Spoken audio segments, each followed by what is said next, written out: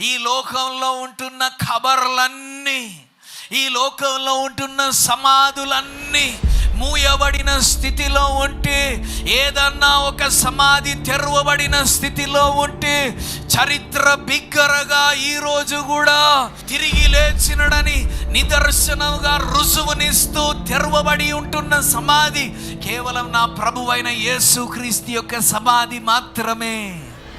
ఆయన మరణం యొక్క ముళ్ళును విరిచినడు. ఇప్పుడు నీవు నేను యేసు యందలి విశ్వాసం కలిగిన వారమై చెప్పవచ్చు, మరణమా నీ విజయం ఎక్కడా? మరణమా నీ ముళ్ళెక్కడా? మరణపు ముళ్ళు పాపం. ఆ పాపమును ప్రభువు నిరర్ధకం చేసినాడు. ఇంకా పాపం యొక్క ఏలుబడిలో మనం లేము, కృప యొక్క ఏలుబడిలో మనమున్నాం.